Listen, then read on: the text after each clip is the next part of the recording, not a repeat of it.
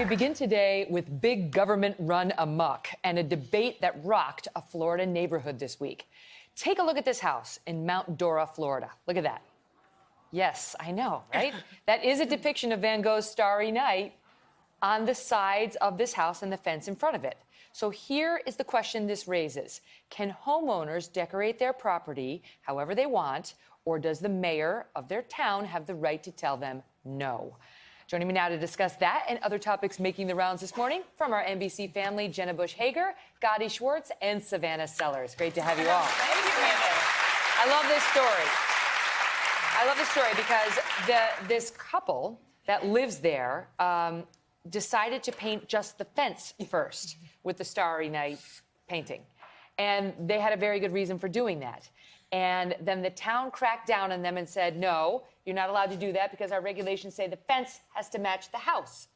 So that's how the house wound up looking like that. And the town continued to come after them and come after them and come after them and slap fines on them of $10,000 total.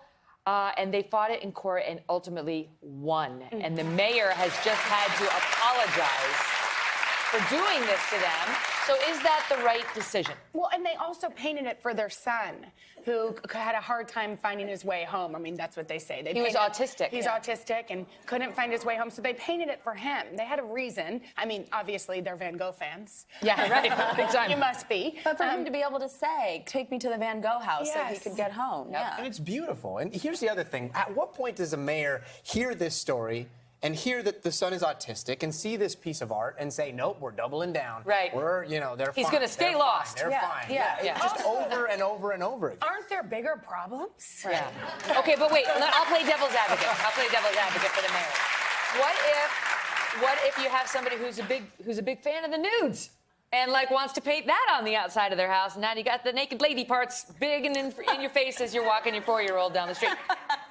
Well, it comes down to common sense, and I think that's the problem with a lot of this.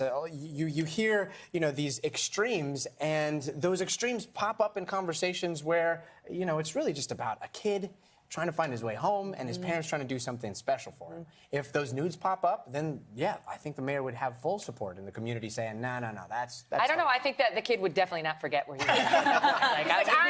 I'm with the ladies. Yeah. But can I say, I feel like if you move into a neighborhood and they disclose up front, these are the regulations. A lot of neighborhoods have that. Like some say you can't put for sale signs on your lawn, and certain paint is regulated. Like you go to Nantucket, everything is gray and white. Gray and white, gray and white is all you're allowed to do. So if you go into the community knowing that, that's one thing. But this was not prohibited, and the mayor tried to, pinch him because I guess he doesn't like Van Gogh. In any event, He doesn't like Van Gogh. the mayor, I don't know if it's a him or why, her. if he had just let them paint the fence, then the whole house would be different. Right, yeah, they'd be following the rules. This is like the parenting trick. You never push back so much that then they're like, okay, I'm going to do both. Yeah, I don't like when big government starts squeezing, individuals on what they do in their own private property. Okay, here is another item in the news today. Do you remember your first childhood memory? Do you have that in your head? Real memory or pictures of my parents? No, told real me happened? memory. Or Yeah. stories. Actual, what's your first memory? I remember a feeling, and I remember a dream. My little brother, this is very odd, but we were in a backyard, and he had legs, and obviously, and his legs popped like balloons in this dream, and I was so traumatized. And I remember waking up and running to his crib and checking to see if his legs were still there. And it still kind of gives me goosebumps. It's very sweet, but it is completely made up. Yeah, is it? Yes. That's wild. The latest study shows that 40% of people's first memories are entirely made up. That memories, according to current research, cannot be formed before age 3.5. So I was talking with them about this. I'm the resident mom of the three of us. And I was saying that when we first brought our babies home from the hospital and you're exhausted and you're up all night, Henry and I once got in a fight, and I woke up the next morning and I thought, how could we do this to our children? And then Henry's like, don't worry, their memories aren't formed until 4 or 5.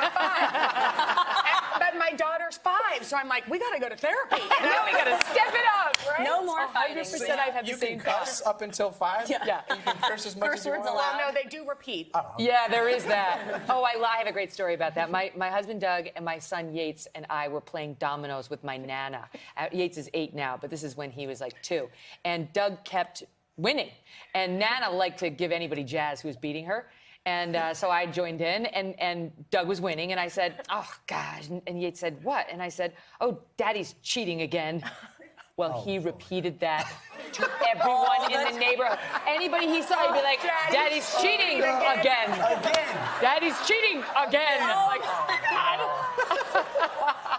in any event, thankfully Yates has no recollection of that because he was only 2. He didn't remember it. I can't believe people think that they can remember back that far. I'm like dark until age 5 or 6. Yeah. Totally. 2 years old. Well, you know what happens for a is your baby? family tells you the story, Yeah. and then you think you remember it. But as a baby, like in the first 12 months, really? No, I don't believe You know what I it. mean?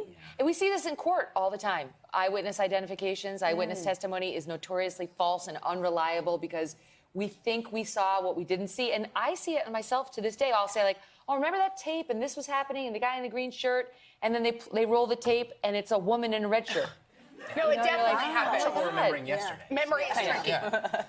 Okay, so here's another one for you. The power of positive people in your life.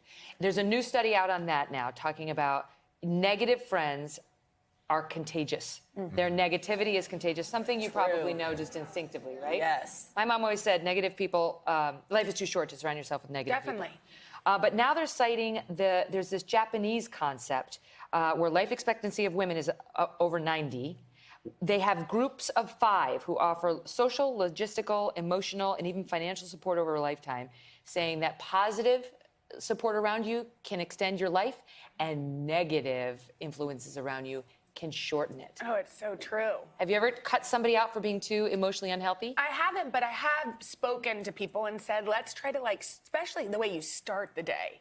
If you start the day by writing down 5 things you're grateful for, you're not going to wake up and think, oh, I have to wake up so early and I have to go to this job. I mean, it's... So don't go on Twitter first thing. No. That's something you can stop. But that's the problem with social media. You know, you're surrounded by fake positivity or positivity that's only put out there with nothing else exposed. So everybody is constantly comparing themselves to other people. Which then makes you feel bad. Yeah. But I do think... Fake positivity is a real thing. You're right, and and the fake perfect life, which actually just totally. bums everybody else Or out. people pretending they're on vacation all summer long. Yeah, they keep. Or like they don't have that keep extra posting 15 later. pounds, and then you see them in real life, and you're like, I know you do. Yeah. And by the way, what's that app? Seriously. Remember that no one is posting what they don't want you to see. What's negative Nobody's when you're at home posting without makeup on, all that The kind of stuff. arguments or the bills or the... It can be cathartic to sort of have that lunch with a girlfriend where you just like, oh my God, and this, and then the other thing.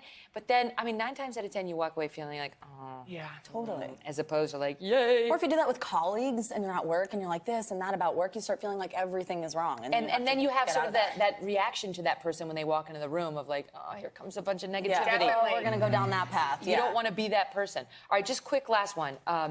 Washington Post asking whether summer feels shorter. Apparently, more and more adults are saying summer feels shorter than it's ever been. Can you relate to that? Yes. Yes. Me too. But guess what? It's not. It's all of a sudden the end of July. How did this happen? Don't you feel like when we get to August, summer's done? Oh, yeah. And it's like Memorial Day starts at July 4th is the middle. That was No, a while August. ago. We have time. But like all the fall clothes are back in the stores Yes. as of August. Schools are starting. Some start like the first week of August. One of my audience members was saying this the other day.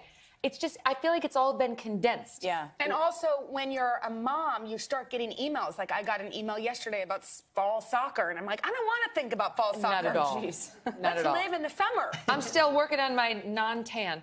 I'm still working on my non-bikini body. Here's to 6 weeks left of summer, and that's legit. We Yes. still have it Cheers. technically Okay. on the calendar, All right. 6 weeks left. Great to see you guys. Thank you. And don't forget, the congratulations are in order to 2 of our guests here today, Gadi and Savannah.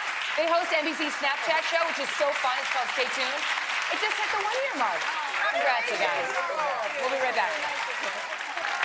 Hello, Today fans. Thanks for checking out our YouTube channel. Subscribe by clicking that button down there and click on any of the videos over here. to watch the latest interviews, show highlights, and digital exclusives.